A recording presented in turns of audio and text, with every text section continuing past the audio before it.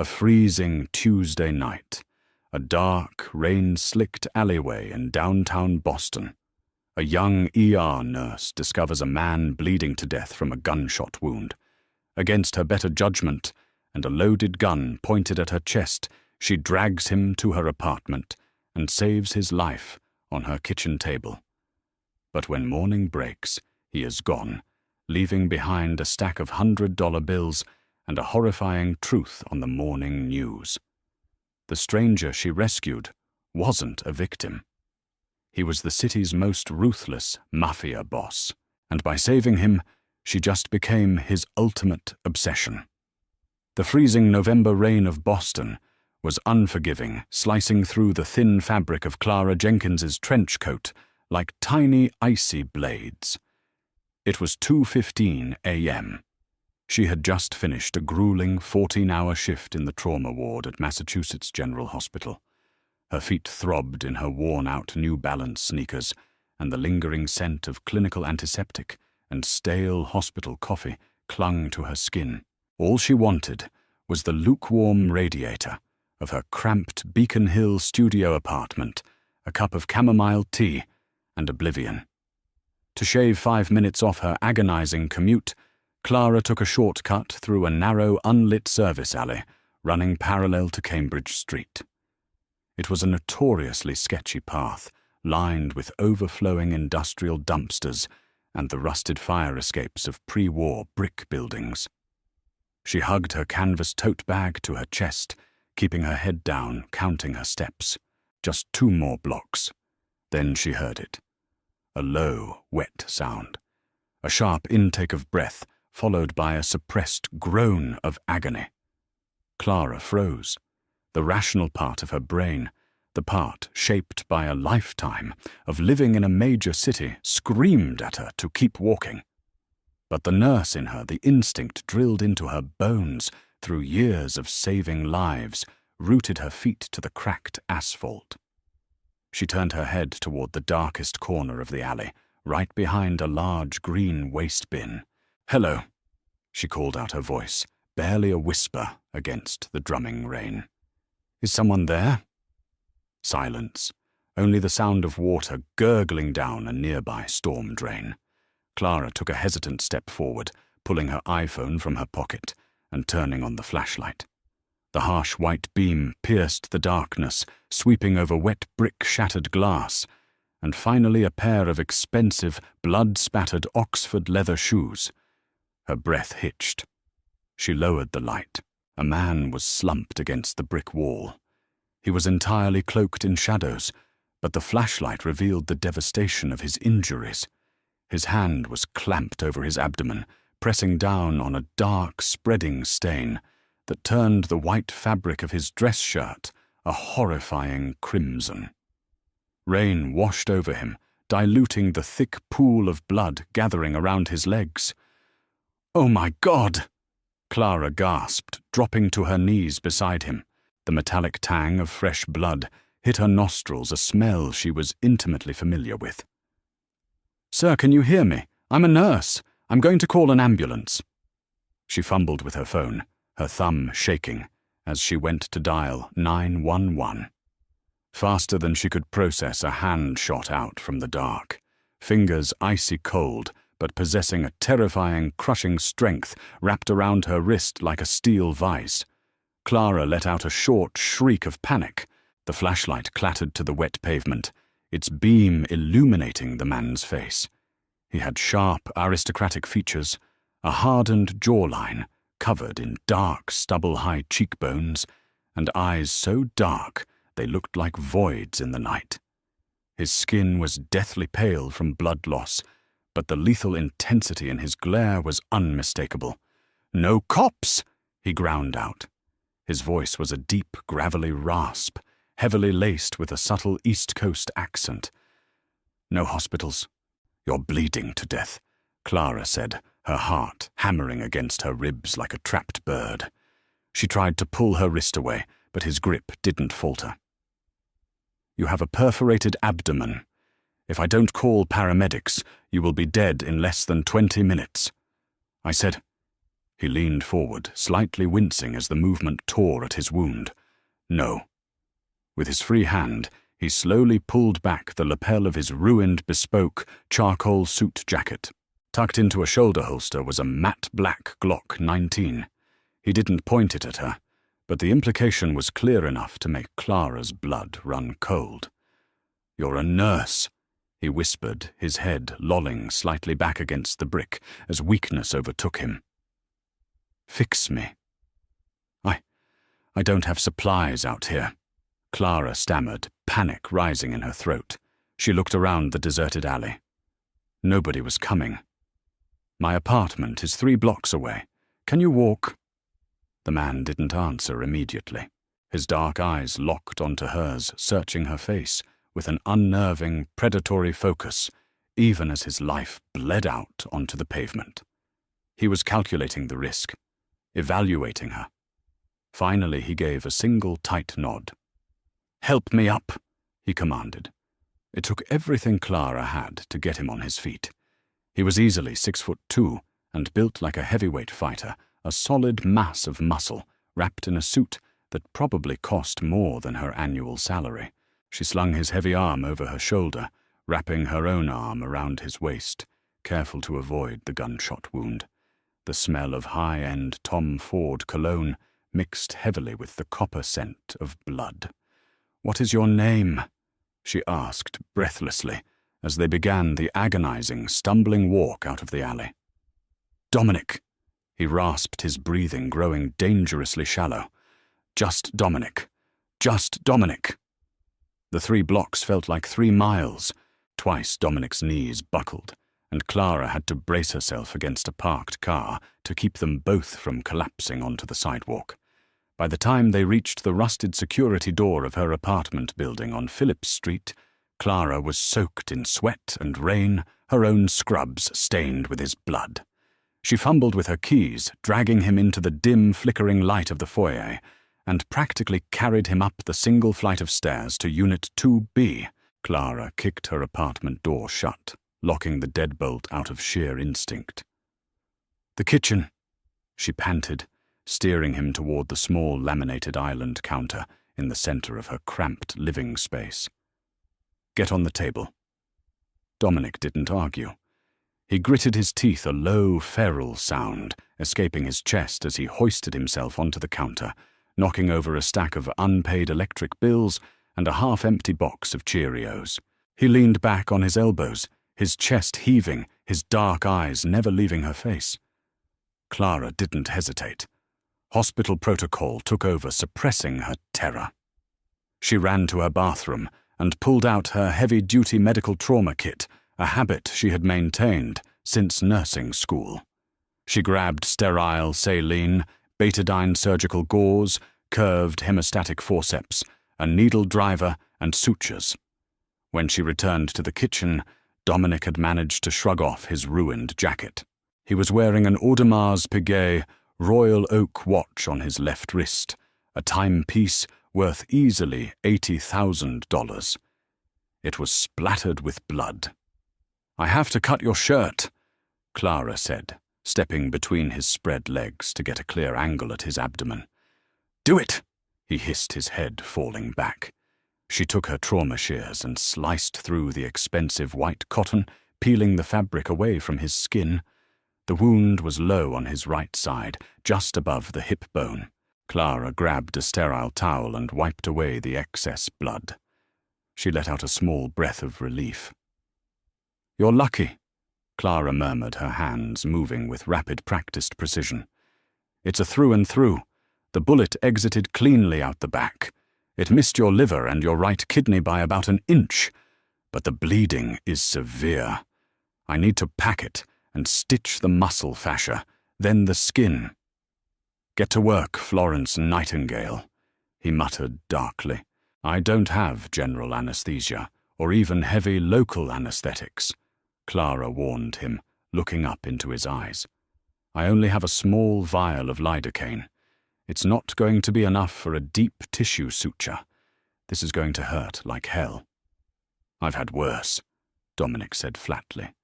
Clara didn't ask what could possibly be worse than having a gunshot wound sewn shut on a kitchen counter with minimal painkillers. She drew the lidocaine into a syringe and injected it in a ring around the entry and exit wounds. Dominic didn't even flinch. His stoicism was terrifying. Normal men screamed. Normal men passed out. Dominic just stared at the ceiling, his jaw locked so tight the muscles twitched. As she worked, flushing the wound with saline and betadine, the silence in the apartment stretched tight. The only sound was the rain lashing against the single-pane window and the ragged rhythm of Dominic's breathing. Clara picked up the needle driver, threading a curved needle with thick silk suture. "Starting the deep stitches," she warned. As the needle pierced his torn muscle, Dominic sucked in a sharp breath. His left hand suddenly shot out, gripping Clara's hip to brace himself. His large hand was surprisingly warm, his long fingers pressing into her skin through her thin scrubs. Clara froze for a fraction of a second, her heart skipping a beat at the sudden intimate contact, but she forced herself to keep working. "Why didn't you go to a hospital?" Clara asked softly, trying to distract him from the excruciating pain as she tied off the first knot. "Because a hospital means a police report," Dominic replied, his voice strained. "And a police report means a very public record of my current vulnerability. Who shot you?" "Men who are currently dead," he answered coldly. Clara's hands trembled slightly, but she steadied them. She was sewing up a murderer, or a cartel member, or worse. Yet looking at him, she didn't feel the paralyzing fear she knew she should. She just saw a broken human body that needed fixing. "You're very calm for a woman harboring a man with a gun." Dominic noted his dark, heavy-lidded eyes dropping to watch her face. "Most people would be screaming. I work in an ER in downtown Boston," Clara said dryly, tying off the final internal stitch and moving to close the skin. "I've pulled knives out of chests and tackled meth addicts throwing IV poles. You're just another Tuesday night." A low, raspy chuckle vibrated in Dominic's chest, ending in a wince. "You're lying. Your pulse is racing. I can see it fluttering in your neck." Clara blushed, cursing her fair skin. She focused entirely on the needle sewing the neat, precise stitches across his skin. 10 minutes later, she finished taping a thick pressure dressing over the exit and entry wounds. "Done," she exhaled, stepping back and stripping off her bloody latex gloves. "You need broad-spectrum antibiotics to prevent sepsis, and you need to not move for at least a week so you don't tear the internal sutures." Dominic slowly sat up, groaning, as his abdominal muscles contracted. He looked down at the neat, professional dressing, then back up at Clara. "You saved my life," he said. It wasn't a thank you. It was a statement of fact delivered with a heavy weight that made the hairs on the back of Clara's neck stand up. "Don't make me regret it," she said quietly. Dominic's gaze lingered on her face, taking in her exhausted green eyes, her messy auburn hair escaping from its claw clip the smudge of blood on her cheek. "I'm going to sleep on your couch," he announced, slowly sliding off the counter. Before Clara could protest, he limped heavily toward her small, faded velvet sofa, collapsed onto it, and was unconscious almost before his head hit the throw pillow. Clara stood in her ruined kitchen, staring at the terrifying, beautiful stranger, bleeding onto her furniture. She noticed his suit jacket on the floor. His cell phone had fallen out of the inner pocket. The screen lit up in the dark, vibrating silently. Clara hesitated, then walked over and picked it up. A text message was displayed on the lock screen. "Sender Mateo. Message: the Colombians breached the harbor warehouse. We found the mole. Waiting on your order, boss." Clara dropped the phone as if it had burned her. "Boss." She retreated to her bedroom, locking the door behind her, though she knew a hollow core door wouldn't stop a man like him. She sat on the edge of her bed, terrified, exhausted, and wide awake until the sun began to rise. Clara woke with a violent start. Her alarm clock was blaring, flashing 6 a.m. She had fallen asleep, sitting up against her headboard, her hands clutching a can of pepper spray she kept in her nightstand. The events of the previous night came rushing back like a freight train. The rain, the blood, the gun. Dominic. She scrambled off the bed, her heart in her throat, and cautiously unlocked her bedroom door. She cracked it open, peering into the living room. The apartment was dead silent. The velvet couch was empty. Clara walked out slowly. The heavy metallic scent of blood still hung in the air, and a dark stain ruined the upholstery of the sofa. But the man was gone. There was no note, no sign of a struggle. It was as if a ghost had passed through her apartment. But he had left something behind. Sitting on her small kitchen island, right next to a bloodied piece of gauze she had missed during her panicked cleanup, was a neat, thick stack of cash. Clara approached it slowly. They were all crisp, uncirculated $100 bills, bound in a heavy paper bank band. $10,000 at least. Resting on top of the money was a sleek, black burner phone. Clara stared at the money, a sick feeling twisting in her stomach. This wasn't a thank you gift. This was hush money. It was a down payment for her silence. She didn't touch it. She couldn't. Operating on autopilot, she scrubbed the blood off her counter with bleach, showered, changed into fresh, sterile blue scrubs, and walked to the hospital for her morning shift. The rain had stopped, leaving the Boston streets slick and reflecting the grey morning sky. When Clara arrived at Mass Gen, the ER was in absolute chaos.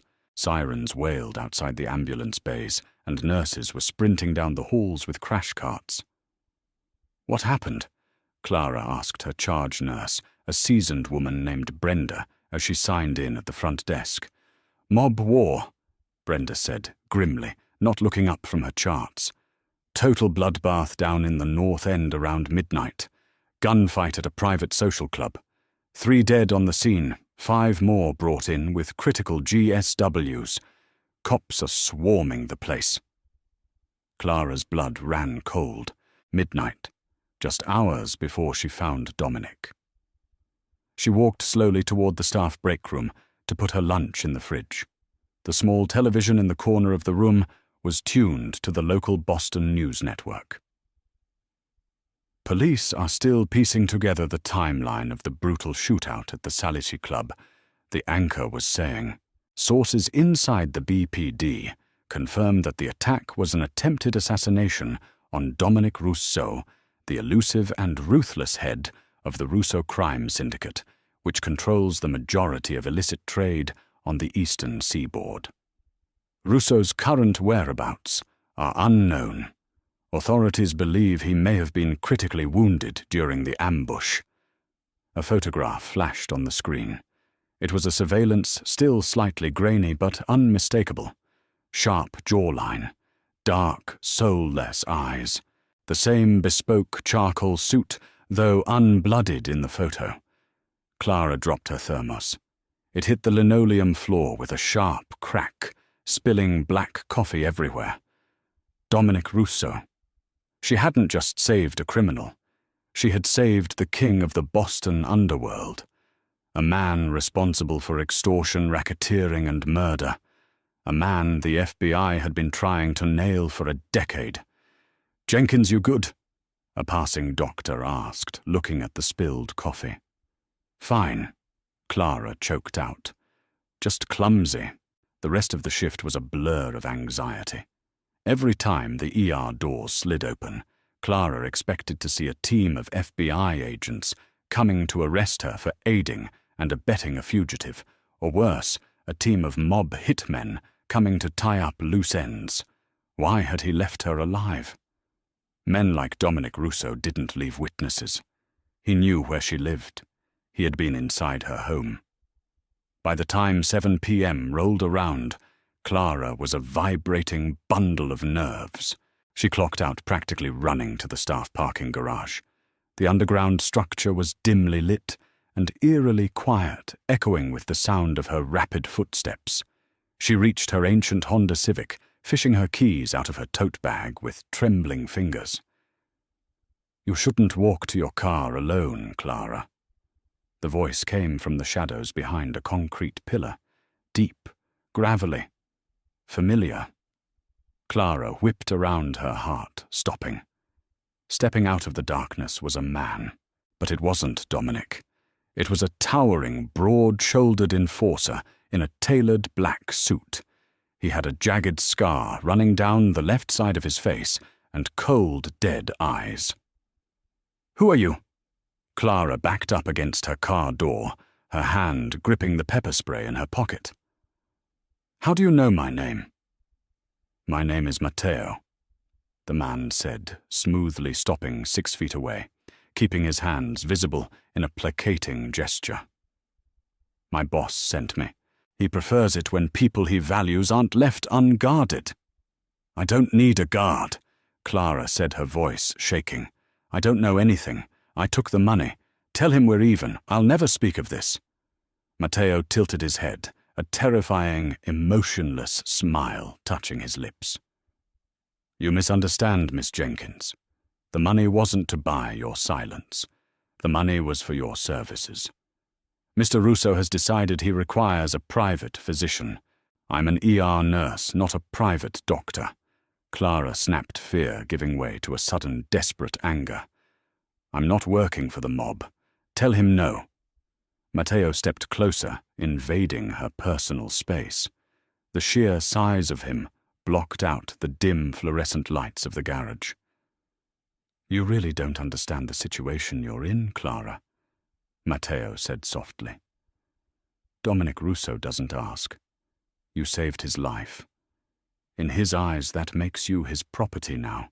And right now he is bleeding through your stitches. So you are going to get in the black SUV parked on the next level, and you are going to come fix him again." "And if I refuse?" Clara challenged, her chin lifting defiantly. Matteo sighed, reaching into his jacket. He didn't pull out a gun. He pulled out a glossy 8x10 photograph and held it up. Clara's breath caught in her throat. It was a picture of her younger sister Lily walking across the campus of Boston University, laughing with a friend. "We know everything, Clara," Matteo said, his voice devoid of malice, just stating a cold, hard fact. "We know about Lily's tuition you're struggling to pay. We know about your mother's medical debt. We can make all of those problems disappear overnight. Or we can make your sister disappear tonight." Clara stared at the photo, the fight draining out of her body, replaced by a cold, suffocating dread. She had thought she was saving a life in that alley. Instead, she had just sold her soul to the devil. "Lead the way," she whispered. The ride in the back of the tinted Cadillac Escalade was suffocatingly silent. Rain had begun to fall again, streaking across the heavy bulletproof glass and blurring the glowing street lights of Boston into smeared streaks of yellow and red. Clara sat rigidly in the plush leather seat, her nursing scrubs feeling paper-thin against the aggressive chill of the SUV's climate control. Matteo sat in the passenger seat, his massive frame perfectly still, a silent sentinel monitoring the perimeter. The driver, a young man with a freshly broken nose and knuckles wrapped in white athletic tape, navigated the slick roads with a terrifying, aggressive precision.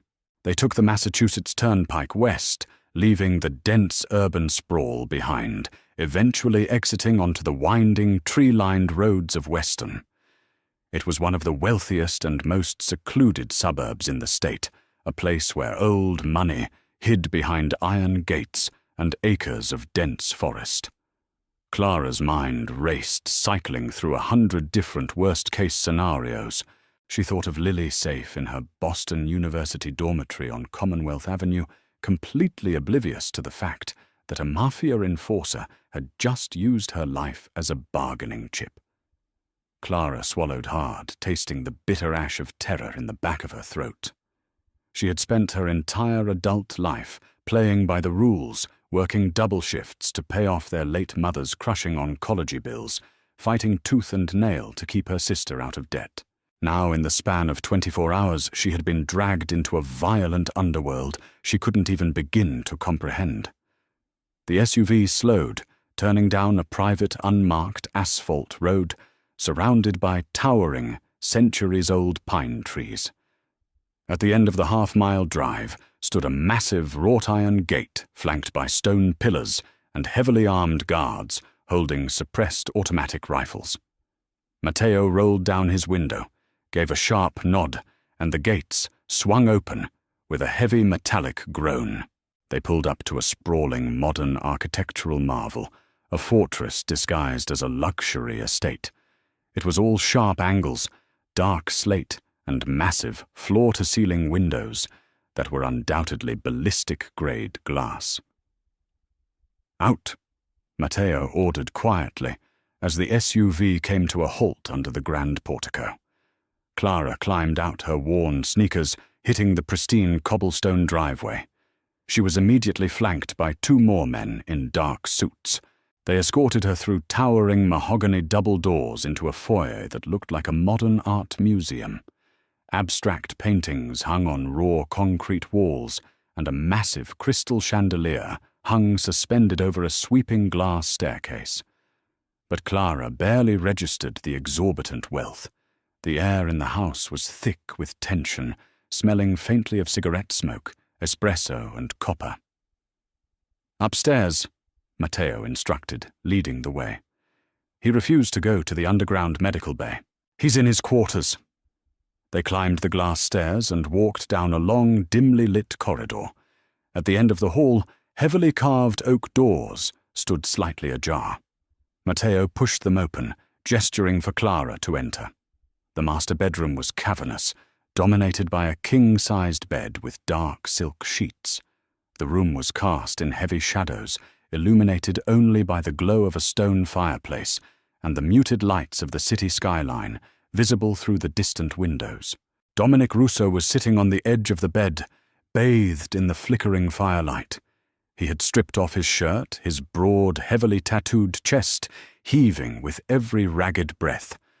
A fresh white bandage was wrapped around his midsection, but it was already soaked through a dark, terrifying crimson stain, spreading rapidly across the gauze. His skin, naturally olive-toned, was pale and coated in a sheen of cold sweat. A glass of amber liquid, likely bourbon, shook violently in his grip before he set it down on the nightstand with a sharp clatter. Clara's medical instincts overrode her fear. She rushed forward, dropping her tote bag onto the floor. "What did you do?" she demanded, her voice sharp and authoritative, entirely forgetting that she was speaking to a mob boss who had essentially kidnapped her. "I told you not to move for a week."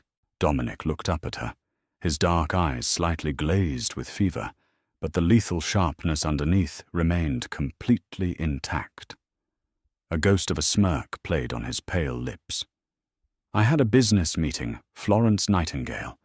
People tend to think you're weak if you conduct negotiations lying on your back." "You tore the internal sutures," Clara snapped, snapping on a fresh pair of latex gloves from her bag. "Lie back. Now, or I swear to God you will bleed out right here on your ridiculous silk sheets." Dominic's jaw tightened, but he complied, wincing in agony as he leaned back against the pillows. "You have a sharp tongue," for a woman was just forcefully brought to an undisclosed location. "You threatened my sister," Clara said, her voice shaking with a sudden venomous rage as she grabbed her trauma shears and began cutting away the ruined bandage. "You sent your thug to terrify me, so forgive me if my bedside manner is lacking.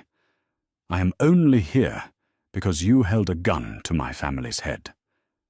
Dominic's hand shot out his grip, entirely different from the alleyway, weaker, yet somehow more commanding. his long fingers wrapped around her wrist, stopping her movements. He looked directly into her eyes, the fever burning hotly in his gaze. "I didn't hold a gun to your family's head, Clara," he said, his gravelly voice dropping to a low, dangerous whisper. "I showed you exactly what would happen if my enemies found out who stitched me up. The Colombians are hunting me. If they know you saved my life, they won't just kill you. They will take your sister Lily, and they will make you watch what they do to her before they put a bullet in her brain. Mateo wasn't threatening you.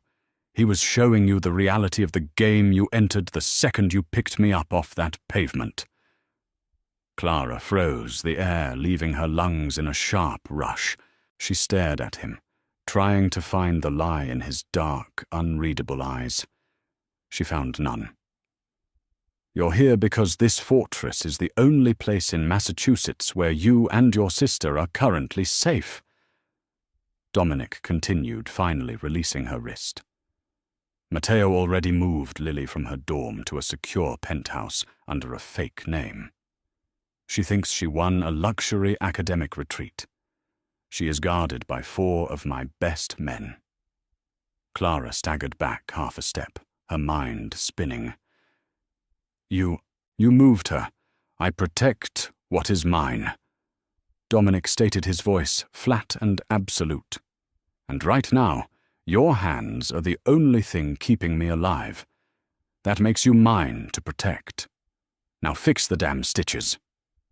Tears of pure, unadulterated frustration pricked Clara's eyes, but she blinked them away fiercely. She turned her attention back to the wound. He was right. The deep muscle fascia sutures had torn completely under the strain of whatever violent business he had been conducting.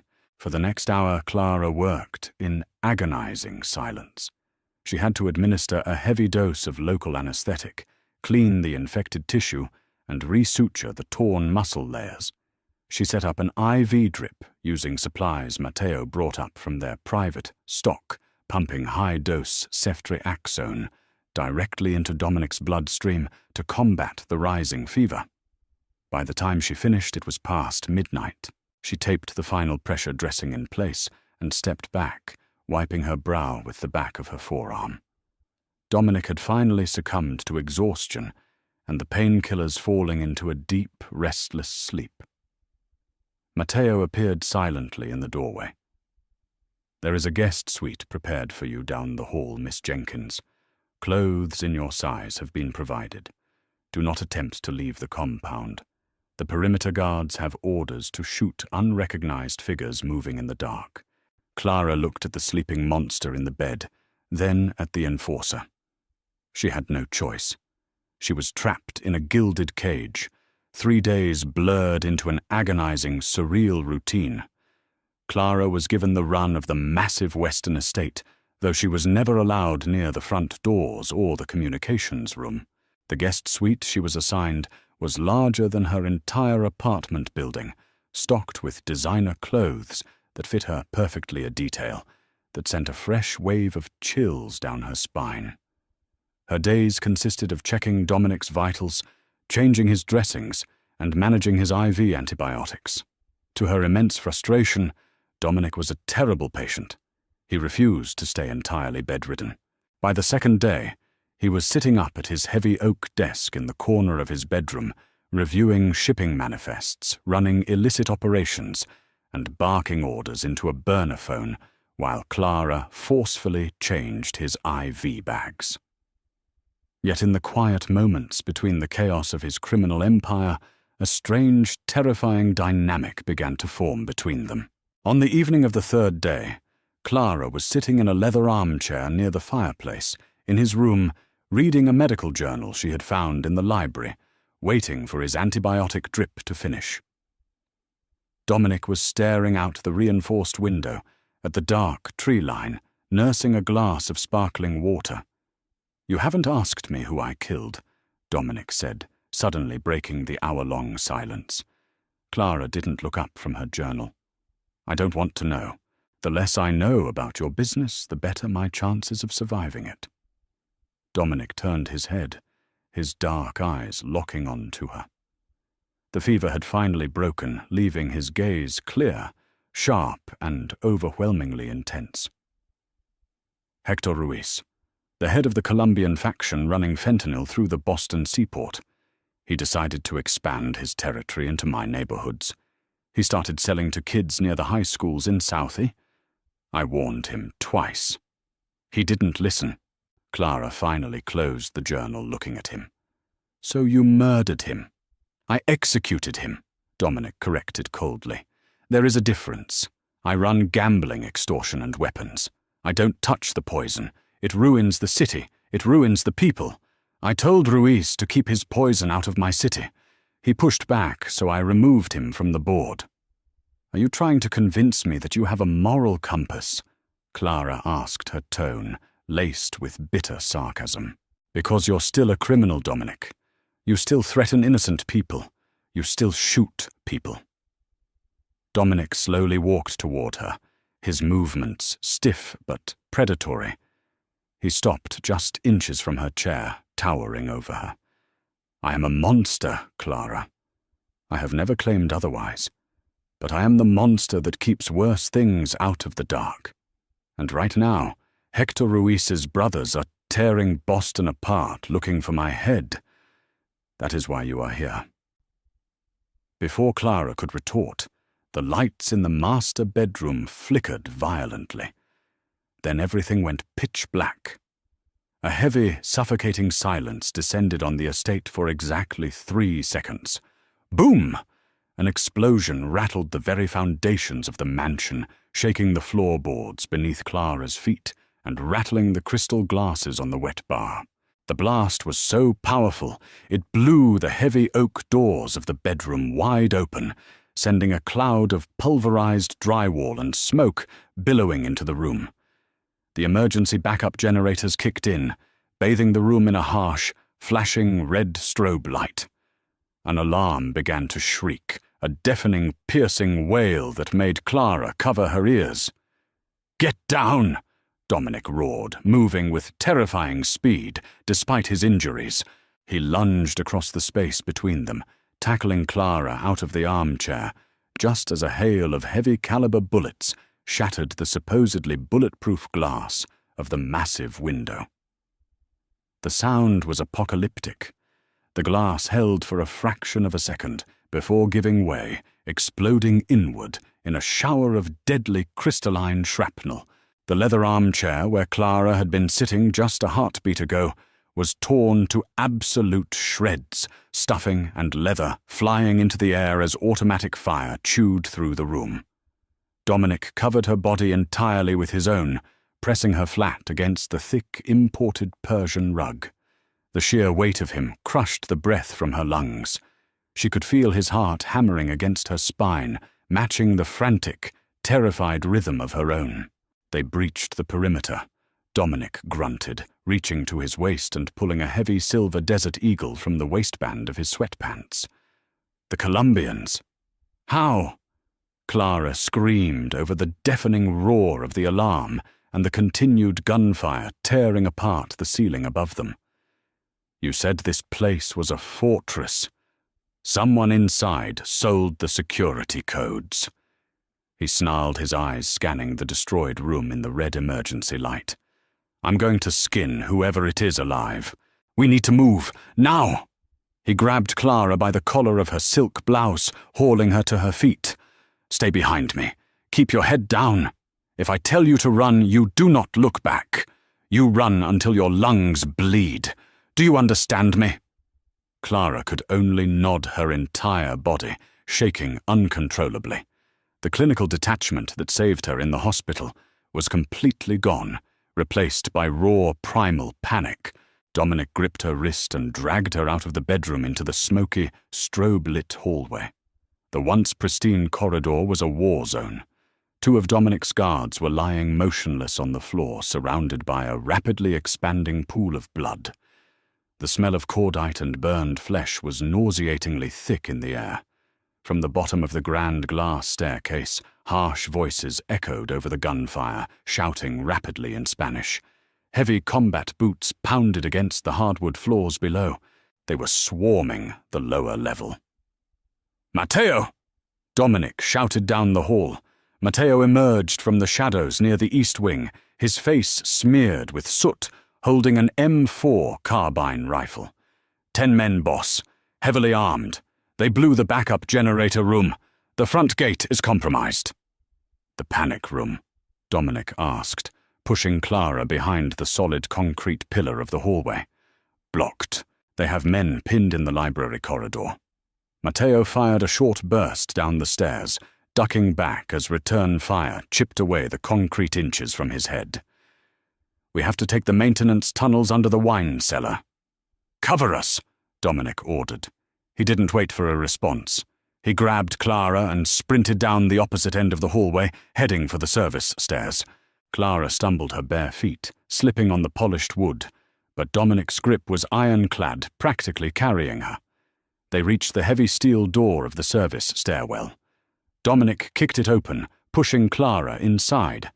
It was pitch black, smelling of damp concrete and ozone. "Down the stairs," he commanded, his voice tight with pain.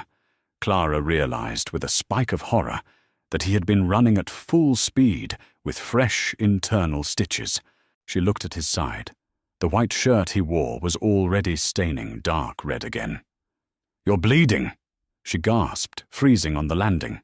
"Keep moving," he barked, shoving her gently but firmly down the concrete steps. They descended 3 flights into the freezing subterranean depths of the mansion. The gunfire above became a muffled, distant thumping sound. They burst into the massive, climate-controlled wine cellar, rows upon rows of vintage Bordeaux and Pinot Noir, stretched into the darkness. Suddenly, a shadow detached itself from the far wall of the cellar. A man in tactical gear holding a suppressed submachine gun stepped into the aisle. He raised the weapon, the laser sight catching Clara right in the center of her chest. Clara couldn't breathe. She couldn't scream. Time seemed to slow to a terrifying crawl. Dominic didn't hesitate. He stepped squarely in front of Clara, shielding her completely. He raised his Desert Eagle and fired twice. The massive gun roared in the confined space, deafening Clara instantly. The tactical operative was thrown backward, crashing through a wooden rack of expensive wine glass, shattering in a chaotic explosion of red liquid that looked horrifyingly like blood. Dominic let out a sharp, agonized groan, dropping to one knee. He clutched his side, the gun slipping from his fingers to clatter onto the stone floor. "Dominic!" Clara screamed, her temporary deafness breaking. She dropped to the floor beside him. He was violently pale, his breathing rapid and shallow. The physical exertion and the force of firing the heavy weapon had completely ruptured her surgical work. He was bleeding out again, and this time they were trapped in the dark. He looked at her, his vision blurring, but a strange, terrifyingly soft expression crossed his hardened features. "I told you. I protect what's mine." He collapsed onto the cold stone floor, unconscious. Clara was left alone, in the dark, surrounded by shattered glass, a dead assassin and the bleeding king of the Boston Mafia, with the sound of heavy boots echoing down the stairwell above them. The heavy rhythmic thud of combat boots echoed down the concrete stairwell, vibrating against the stone floor of the wine cellar. Clara knelt in the freezing darkness, her hands slick with Dominic's blood, her breath coming in ragged, terrified gasps.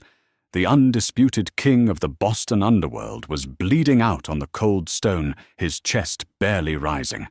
Above them, the chaos of the assault raged on. But down here, the immediate threat was the squad of Colombian cartel assassins descending to finish the job. "Dominic," Clara whispered frantically, shaking his broad shoulder. "Dominic, wake up. Please." He didn't move. The catastrophic tear in his abdomen was hemorrhaging rapidly. Without immediate pressure and surgical intervention, he had less than 10 minutes. Flashlight beams cut through the gloom, sweeping across the rows of vintage wine. They were at the bottom of the stairs. Spanish curses echoed in the cavernous room as they discovered the body of the tactical operative Dominic had just killed. "Find them, he's bleeding, he couldn't have gone far," a harsh voice barked. Clara's medical training, usually a beacon of calm, was warring with sheer animal panic. She couldn't drag him. He was a solid mass of dead weight, far too heavy for her to move into the maintenance tunnels alone. If she ran, she might survive. She could disappear into the dark, find a way out, and go to the police. She owed this criminal nothing. He had kidnapped her, threatened her sister, and dragged her into a war zone. But as she looked at his pale face in the dim emergency lighting, she remembered the terrifying, absolute conviction in his voice, just before he took a bullet, meant for her. "I protect what's mine." Clara made her choice. She wasn't leaving him. She ripped the silk blouse from her own body, leaving her shivering in a thin cotton camisole, and balled the expensive fabric into a tight, dense knot. She pressed it brutally hard against Dominic's open wound. He let out a weak, unconscious groan, his body twitching from the pain. She leaned her entire body weight onto her hands, using the leverage to staunch the arterial flow. The footsteps grew louder. The flashlights were moving down the center aisle, sweeping over the shattered glass and pooling red wine. Clara's eyes darted to the stone floor. Less than 2 feet away lay the silver Desert Eagle Dominic had dropped. It looked impossibly large, a weapon designed for destruction, not preservation. She kept her left hand pressed fiercely against Dominic's abdomen, reached out with her right hand and grabbed the gun. The metal was freezing. It was heavier than she ever could have imagined, the grip still warm from Dominic's hand. She had never fired a gun in her life. She was a healer. Her hands were trained to stitch, to mend, to save. But sometimes a dark voice whispered in her mind, "To save one life, you have to take another." She raised the heavy barrel, resting it on the edge of a massive oak wine cask to steady her violently trembling arm. She aimed it down the aisle. A tactical operative stepped into her line of sight. He moved methodically, his rifle raised, a flashlight mounted to the barrel, cutting through the darkness. The beam swept over the floor, catching the trail of Dominic's blood. The light followed the crimson path, stopping exactly where Clara and Dominic lay, huddled in the shadows. "Here!" the operative shouted, raising his rifle. Clara didn't think. She squeezed the trigger. The recoil was apocalyptic. The Desert Eagle roared with a deafening concussion that shook the dust from the ceiling, kicking back with such vicious force it nearly snapped her wrist. But at a distance of 20 feet, the heavy-caliber round found its mark. The operative was thrown backward, violently. His chest armor shattered, his rifle clattering uselessly to the floor. "Over there! Fire!" Another voice screamed. Bullets shredded the oak casks above Clara's head. Splinters of wood and a deluge of expensive red wine rained down on her. She ducked low, covering Dominic's body with her own, squeezing her eyes shut, waiting for the burning impact of a bullet. Suddenly, the deafening chatter of a fully automatic M4 carbine erupted from the far end of the cellar. The incoming fire instantly ceased, replaced by the thud of bodies hitting the stone floor. Silence crashed back into the room, broken only by the drip of wine and blood. "Boss!" Matteo's voice boomed through the cellar. "Clara! Here!" Clara screamed, her voice cracking. "We're here. He's dying." Matteo materialized from the smoke. His suit ruined his face, covered in grime. He took one look at Dominic's pale, lifeless form and the massive pool of blood. Without a word, the giant enforcer scooped the mafia boss into his arms as if he weighed nothing. "The tunnel is clear. The surviving Colombians are retreating," Matteo stated grimly. "We are going to the secondary safe house in the city. The underground clinic is prepped." Clara scrambled to her feet, her hands still coated in blood, her ears ringing from the gunfire. She grabbed the Desert Eagle, slipping it into the waistband of her ruined pants, an unconscious shift in her reality. She was no longer just an ER nurse. She was a survivor in Dominic Russo's world. Inuncio District Safe House was sterile, bright, and equipped better than most trauma centers in Boston. For the next 8 hours, Clara worked alongside a disgraced struck-off surgeon Matteo had brought in on retainer. Together they opened Dominic up, repaired the torn fascia, cauterized the bleeding vessels, and pumped him full of O-negative blood. It was the hardest fight of Clara's life. 3 times his heart stopped.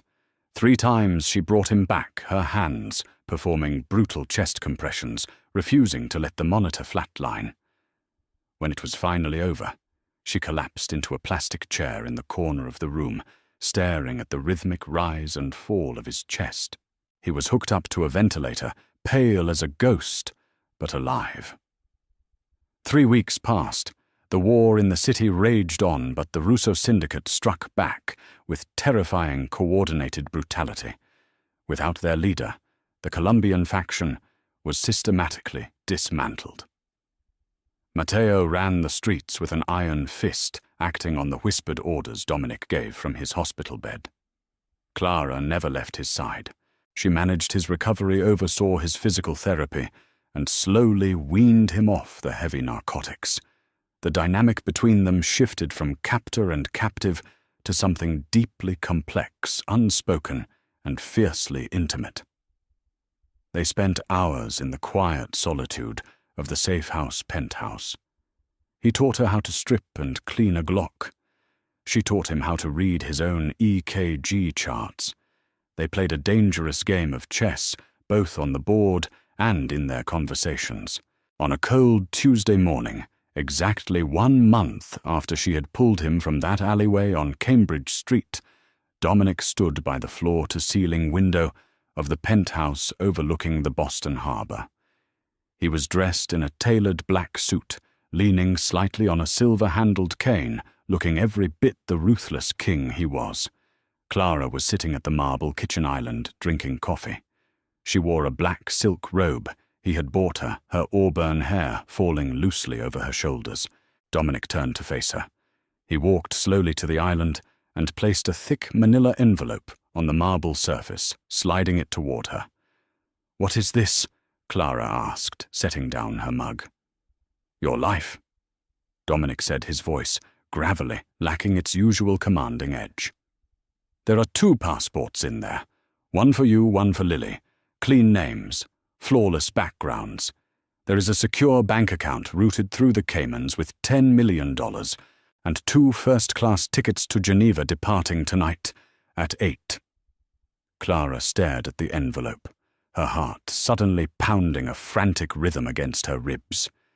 She didn't touch it. "The Colombians are eradicated." Dominic continued, his dark eyes fixed on her face, searching for a reaction. "The mole in my organization was dealt with. The threat to you and your sister is completely gone. I made a promise to protect what is mine. Now I am releasing you. You saved my life, Clara.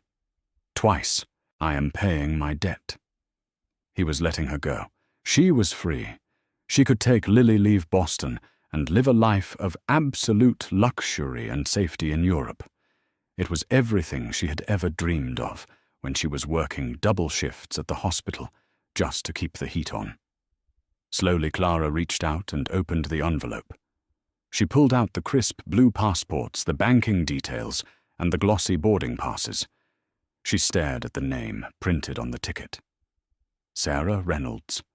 A stranger. She looked up at Dominic. The Ruthless Mafia boss was standing rigidly, his jaw clenched so tight the muscle fluttered. For the first time since she had met him, he looked vulnerable. He was bracing himself for her to leave. He expected her to run from the monster. Clara stood up from the stool. She picked up the boarding passes. She walked over to the gas stove, turned the dial until the blue flame roared to life, and held the first-class tickets to the fire. Dominic's eyes widened in shock as the paper caught the orange flames devouring the flight details. Clara dropped the burning ash into the stainless steel sink, turning on the faucet to wash the remnants down the drain. She walked back to Dominic, stopping inches away from him.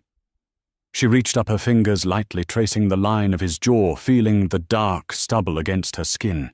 "I stopped being Clara Jenkins the night I picked up that desert eagle in your wine cellar," she said softly, her green eyes locking onto his dark voids. "I don't want to be Sarah Reynolds in Geneva. I don't want a quiet, safe life. I tasted your world, Dominic. I survived it. And God help me, I don't want to leave it." Dominic stared at her, his breathing turning ragged. "You don't know what you are saying. If you stay by my side, in the blood, in the violence. You become the queen of a poisoned city. There is no going back. I will never let you go again." "I'm not asking you to," Clara whispered fiercely. She closed the distance between them, pressing her lips to his. It wasn't a gentle kiss. It was explosive, a collision of adrenaline relief and dark, consuming passion. Dominic dropped his cane, his large hands wrapping around her waist, pulling her flush against his chest. He tasted like espresso and danger. Clara tangled her hands in his dark hair, kissing him back with a ferocity that matched his own. The city of Boston sprawled beneath them, oblivious to the fact that the Ruthless Mafia boss hadn't just survived. He had found his equal, and the nurse who had saved a bleeding man in an alley was dead. In her place stood the new queen of the underworld, forged in fire and bound in blood. And that is the thrilling conclusion of our story. What started as a chance encounter in a dark Boston alleyway transformed into an epic tale of survival loyalty and a dangerous romance that shook the underworld. Did Clara make the right choice by burning those plane tickets, or should she have taken the money and run to Switzerland? Let us know your thoughts in the comments below. If you loved this intense mafia romance drama, please hit that like button, share this video with your friends, and don't forget to subscribe to our channel for more gripping, heart-pounding stories every single week.